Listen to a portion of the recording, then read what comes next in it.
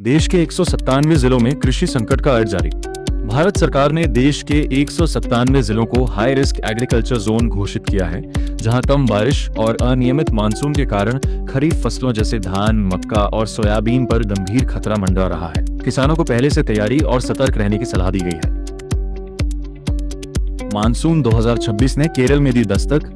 दक्षिण पश्चिम मानसून 2026 ने केरल में आधिकारिक रूप से प्रवेश कर लिया है, लेकिन मौसम विभाग ने चेतावनी दी है कि इस बार देश भर में बारिश का वितरण असमान रह सकता है, जिससे कुछ राज्यों में सूखा और कुछ में भारी बारिश की स्थिति बन सकती है। इंदौर में ब्रिक्स कृषि सम्मेलन शुरू। मध्य प्रदेश के इंदौर शहर में ब्रिक्स देशों का कृषि सम्मेलन शुरू हो गया है, जिसमें आधुनिक खेती, स्मार्ट एग्रीकल्चर तकनीक और जलवायु परिवर्तन से निपटने के उपायों पर अंतर्राष्ट्रीय स्तर पर चर्चा की जा रही है। कई राज्यों में यूरिया संकट पर किसानों प्रदर्शन। पंजाब, हरियाणा, मध्य प्रदेश और बिहार सहित कई राज्यों में किसानों ने यूरिया और खाद की कमी को लेकर विरोध प्रदर्शन किया है। किसानों का आरोप है कि बाजार में कालाबाजारी बढ़ रही है और उचित सप्लाई नहीं मिल रही। रांची में कृषि व्यापार मेले की तैयारी तेज। झारखंड की राजधानी रांची में 16 जून से होने वाले कृषि व्यापार मेले की तैयारियां तेज कर दी गई हैं, जहां नई कृषि मशीनें, तकनीक और सरकारी योजनाओं की जानकारी किसानों को उपलब्ध कराई जाएगी।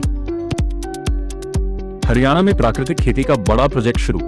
हरियाणा सरकार ने 2000 एकड़ भूमि पर प्राकृतिक खेती का बड़ा प्रोजेक्ट लॉन्च किया है, जिसका उद्देश्य रासायनिक खाद और कीटनाशकों पर निर्भरता कम करना और जैविक खेती को बढ़ावा देना है।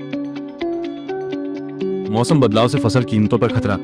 एल नीनो प्रभाव और बढ़ती गर्मी के कारण गेहूं और चावल जैसी प्रमुख फसलों की पैदावार में गिरावट की आशंका जताई गई है, जिससे आने वाले समय में खाद्य वस्तुओं की कीमतों में बढ़ोतरी हो सकती है।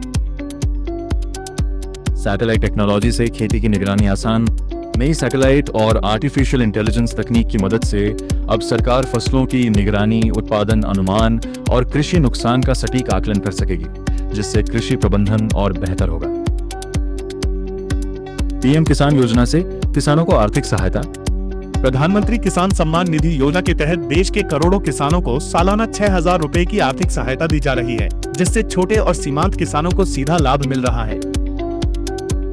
डिजिटल कृषि और एआई टूल्स का बढ़ता उपयोग। भारत में डिजिटल कृषि तेजी से बढ़ रही है, जहां आर्टिफिशियल इंटेलिजेंस, मोबाइल ऐप्स और स्मार्ट टूल्स की मदद से किसानों को मौसम, फसल और बाजार की सटीक जानकारी मिल रही है, जिससे खेती अधिक लाभकारी बन रही है।